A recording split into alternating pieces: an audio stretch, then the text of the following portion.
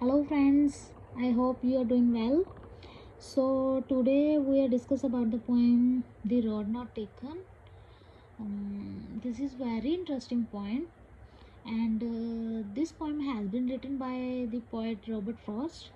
So let's discuss about this without wasting any time. So okay, I am going to telling about this poem.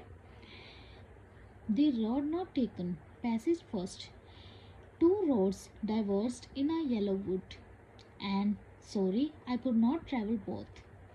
ये जो poem है ये Robert Frost ने लिखी हुई है। ये रॉबर्ट फ्रॉस्ट की वर्डिंग है। तो वो क्या बोलते हैं कि दो रोड्स हैं वो डाइवर्स की हुई हैं येलो वुड के साथ। डाइवर्स मतलब बांटी हुई हैं, जैसे डिवाइडर होता है ना वैसे, ठीक है।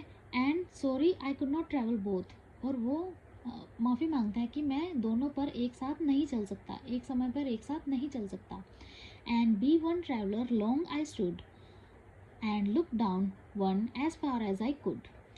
एक ही ट्रैवलर होने के नाते वो वहाँ पर बहुत देर से खड़ा है और देख रहा है दोनों रोड्स को, जितनी दूर तक वो देख सकता है। एज फार एज मतलब जितनी दूर तक वो देख सकता है, ठीक है। To where it bent in the undergrowth, वो तब तक वहाँ मतलब वहाँ तक रोड को देख रहा है जहाँ तक वो बेंट नहीं हो जाती। अंडरग्राउथ मतलब जंगल के पास जाकर वो रोड बेंट नहीं हो जाती। बेंट मतलब मुड़ जाती। तब जितनी दूर तक वो देखना चाह रहा है वो उतनी दूर तक उस रोड को देख रहा है, और वहाँ तक देख रहा है जहाँ तक वो रोड बेंड नहीं हो गई, मतलब मुड़ नहीं जाती, ठीक है। सो रेफरेंस टू द कॉन्टेक्स्ट देखते हैं। These lines have been taken from the poem The Road Not Taken. ये जो लाइंस हैं ये पोइम में से ली गई हैं द रोड नॉट टेकन, ठीक है। Written by Robert Frost. Robert Frost ने ये पोइम जो है लिखी हुई है।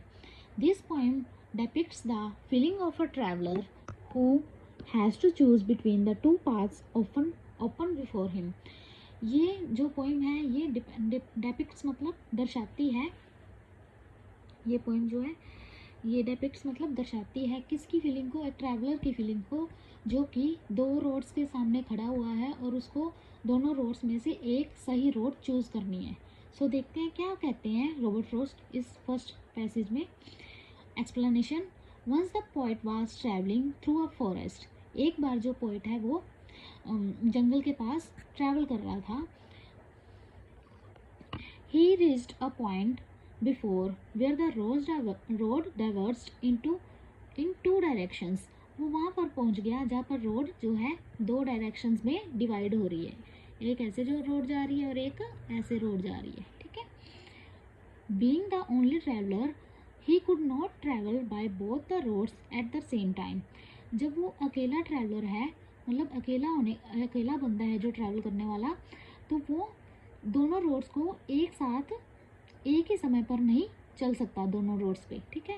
He had to choose one of the two, उसको उन दोनों में से एक रोड को चूज़ करना पड़ता है, ठीक है। The poet stood there and thought for a long time. Poet जो है वहाँ पर खड़ा है और थोड़ा लंबे समय तक सोच रहा है। He look down one of the roads as far as he could, वो दोनों रोड्स को देखता है और क्या करता है, जितनी दूर तक वो रोड्स को देख सकता है उतनी दूर तक उन दोनों रोड्स को देखता है। He could see up to a point where the road bend behind the bushes, वो उतनी दूर तक रोड को देखता है जहाँ पर रोड बशेस के पीछे छुप नहीं जाती या बशेस के पीछे बैंड नहीं हो जाती। बशेस क्या होती हैं, झाड़ियाँ होती हैं, ठीक है। सो सेकेंड पैसेज देखते हैं। Then took the other and just as fair and having perhaps the better claim because it was grassy and wanted wear. सो जो पोएट है उसने डिसीज़न ले लिया है रोड को चूज़ करने का। सो वो क्या करता है, फर्स्ट रोड को छोड़कर सेकंड रोड चूज़ करता है। क्यों? क्योंकि वो उसको अच्छी लग रही है, ब्यूटीफुल लग रही है। फेयर मतलब मेले के जैसी लग रही है, ठीक है, देखने में। And having perhaps the better claim, वो सोचता है कि शायद इससे मेरे को बहुत अच्छा क्लेम हो इस रोड पे चलने के लिए, ठीक है। सो मैं आपको एक्सप्लेन कर देती हूँ आगे। रेफरेंस टू द कॉन्टेक्स्ट तो वही सेम रहेगा, मैं फिर भी एक बार पढ़ देती हूँ ताकि आपको बार बार सुन के ये लाइन जो है याद हो जाए तो आपको आपके एग्जाम में मुश्किल ना हो, ठीक है। These line have been taken from the poem the road not taken written by Robert Frost. This poem depicts the feelings of a traveler who has to choose between the two open before him. Explanation देखते हैं. One morning, the poet reached a point from where the road diverged into two different directions. एक सुबह जो poet है वो क्या करता है, एक ऐसे पॉइंट पे जाके खड़ा हो जाता है जहाँ पर दो रोड्स डिफरेंट डायरेक्शंस में डाइवर्स्ड हो रही हैं. जैसे कि एक रोड इधर जा रही है ईस्ट साइड और एक रोड वेस्ट साइड जा रही है. कोई भी डायरेक्शन हो सकती है, नॉर्थ साउथ भी हो सकती है. So it's just example. Okay. Both the paths were covered with leaves. जो दोनों पाथ्स हैं वो क्या हुए हैं, पत्तियों के साथ भरे हुए हैं. The poet decided to take the other road. जो पोएट है उसने पहली वाली रोड को छोड़कर दूसरी वाली रोड को अपना लिया है, दूसरी वाली रोड को चूज कर लिया है. It was as beautiful as the first one. वो भी उतनी ही खूबसूरत है जितनी फर्स्ट रोड है, ठीक है. Grass grew on this road. जो ग्रास है, जो घास है वो इस रोड पर क्या है, ग्रू हुई है, क्या है, उगी हुई है, ठीक है. It show that the road had not been use much. ये क्या शो कर रही है कि जो रोड है वो बहुत ज़्यादा यूज़ नहीं की हुई. क्यों, ताकि देखिए जैसे अपन कहीं जाते हैं, जो रोड बहुत चलती है वहाँ पे जो ग्रास होती है ना, जो घास होती है वो बैठ जाती है लोगों के चलने से, है ना, उनके पाँव के बाहर से चलने से बैठ जाती है. तो यहाँ पे ये जो दूसरी रोड है यहाँ पे वो बैठी नहीं हुई. तो इसका मतलब क्या है कि ये शो कर रही है कि जो ये वाली रोड है, दूसरी रोड है, वो ज़्यादा यूज़ नहीं की हुई, लोग वहाँ पे ज़्यादा नहीं गए, ठीक है. The poet thought that this road had a better claim to be travelled bye.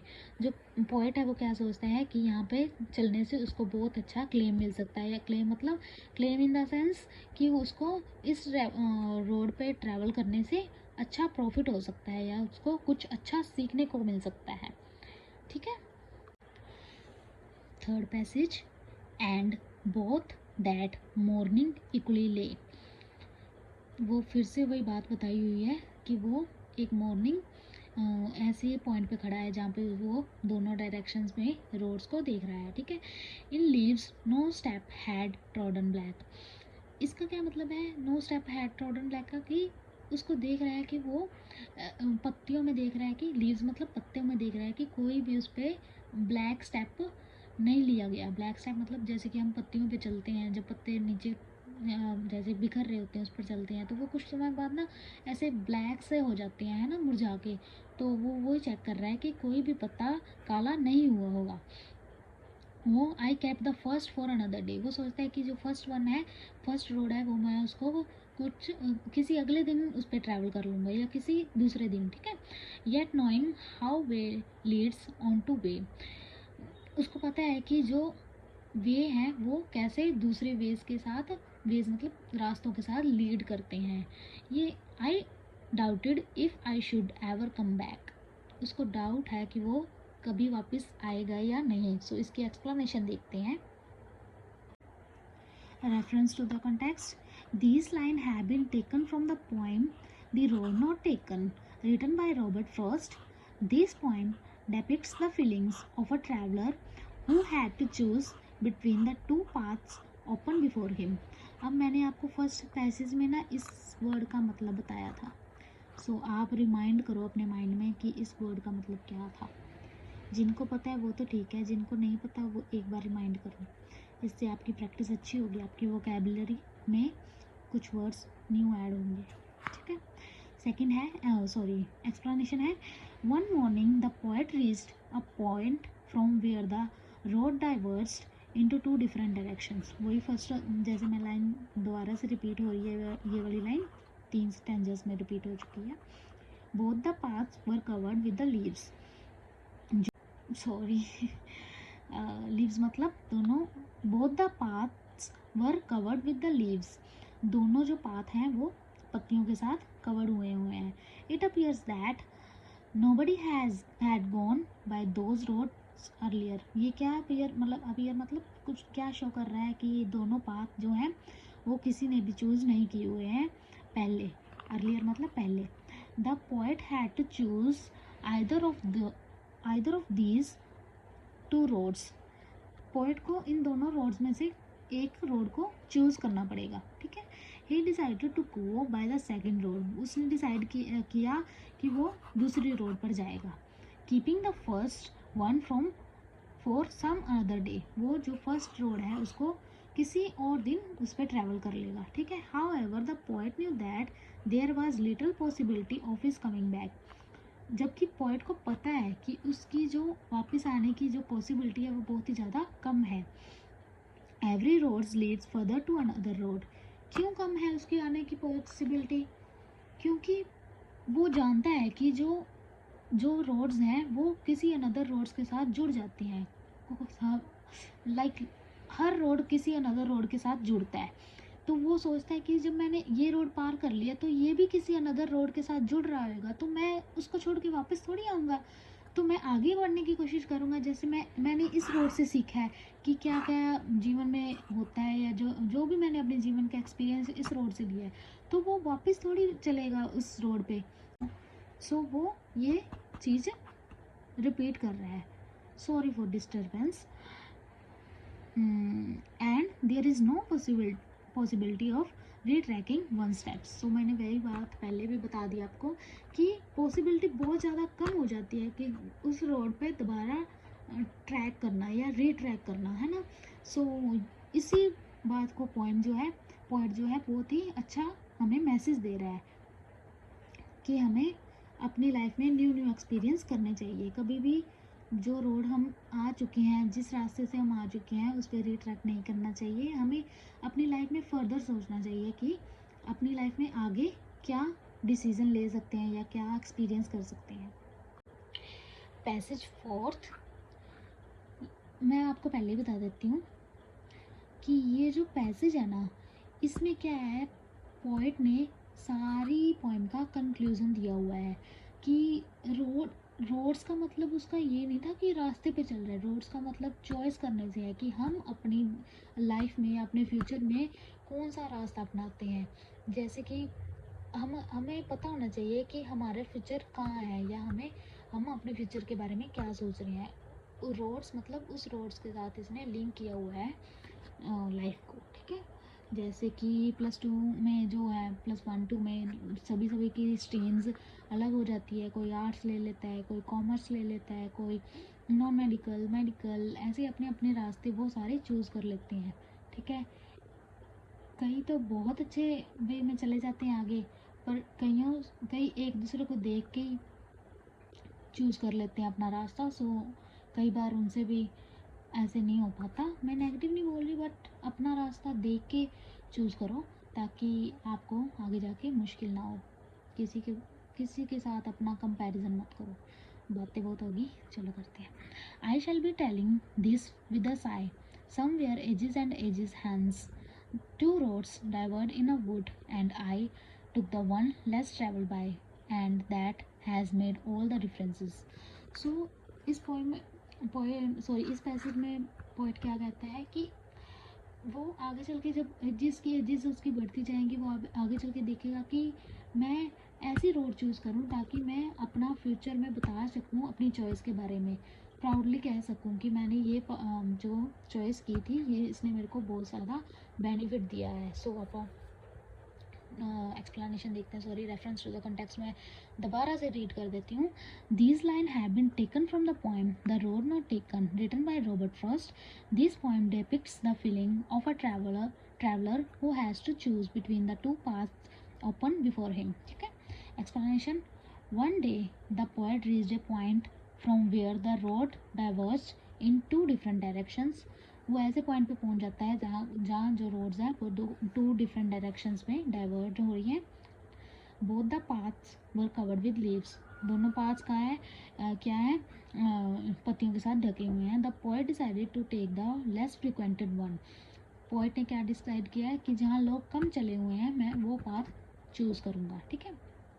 The choice determined once for all the future course of his life, एक बार की चॉइस उसका पूरा फ्यूचर कोर्स डिसाइड करती है, डिटरमाइंड करती है। सो choice carefully, मैंने बोला है। The point says that ages hence will be somewhere. वो क्या कहता है कि बहुत एजेस मतलब जमाने सॉरी, बहुत मैं क्या कहता, साल बीत जाने के बाद वो कहीं पे होगा। Then he will look back and recall the story of his choice. वो मुड़कर देखेगा और क्या करेगा, रिकॉल करेगा अपनी चॉइस की स्टोरी को। रिकॉल मतलब दोबारा से बताएगा या दोबारा से याद करेगा। This choice had made all the differences. एक ही आपकी चॉइस डिफरेंसेस बना सकती है, आपका डिफरेंसेस मतलब डिफरेंट बना सकती है आपको अदर मतलब लोग औरों से। The point poet means to say that one can't relive the life that has gone by. क्या कहना चाहता है पोइट, कि हम दोबारा वो वाली लाइफ नहीं जी सकते जो हम जी कर आ चुके हैं। ठीक है, सो हर डिसीज़न केयरफुली लो, हर चॉइस आपकी बेटर हो आपके लिए, not for others. Thus the choice once made is made for good. Choice एक बार जो चॉइस कर ली वो अच्छे के लिए होती है। ठीक है, it can't be altered later. ये दोबारा से अल्टर नहीं की जा सकती, दोबारा से हम इसको रीन्यू नहीं कर सकते। अब जैसे हमने +2 पास कर ली, तो हम दोबारा से +2 में जाके जैसे कि हम सोच नहीं सकते कि मुझे तो नॉन मेडिकल लेना था, मुझे तो मेडिकल लेना था। तो वो आपकी एक बार की चॉइस ही आपका पूरी लाइफ डिसाइड करती है। So thank you for watching. I hope आप सबने इन्जॉय की होगी वीडियो, आपको अच्छी लगी होगी। मैंने इजी ट्रांसलेशन करने की कोशिश की है। So thank you for watching, keep watching, keep supporting. Thank you.